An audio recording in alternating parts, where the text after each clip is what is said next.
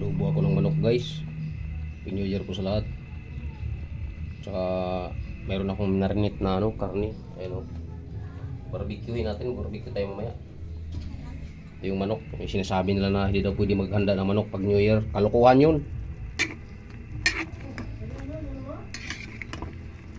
Adobuhin ko to mga kahabi. Pinakuluan ko muna. Kasi alam naman natin ngayon yung paninda natin dito sa Pilipinas. Pero halo-halo na dito. Hindi natin alam kung 60 yung ating mga kinakain.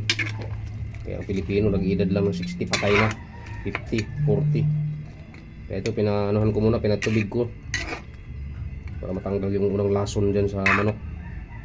Tatapon natin yan mamaya kahabi. Yung unang ano dyan, unang tubig, unang kulo.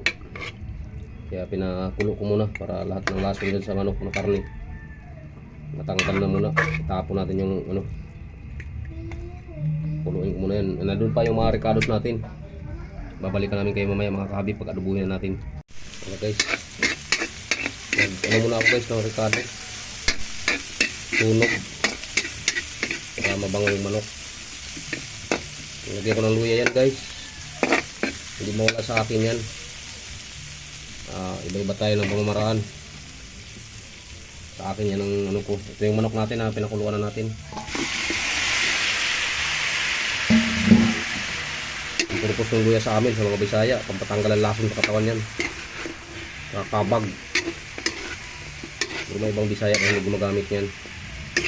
Ako nga kabisnan ko na yung ganyan kasi nababanguhan ako sa luya. Ginagawa kong ulam na sa probinsya. Kaya naman natin siyang mantika guys. Ganyanin lang muna natin. Adobo po ng manok ang gagawin natin. Ulamin natin sa umagang ito. Ayan na guys, pasilip ko sa'yo guys yung atong adobo. Ayan o. Adobo na. Purong manok lang yan guys. Natural lang na adobo ito. Purong manok, ricado. Hindi natin nilagyan ng patatas kasi mahal. Wala naman tala sila. Wala naman tayong kakayahan pambubili kasi hindi naman tayo mayaman.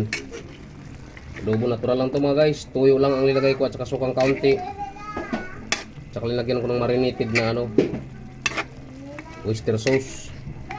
Kaya okay na to. Tuyo lang, tuyo. Ilagyan natin ng sili yan guys na haba. Ginayat natin. Ayun o. Maraming salamat sa inyo pagsusubaybay guys. Naway hindi kayo magsasawa. And Happy New Year sa inyong lahat.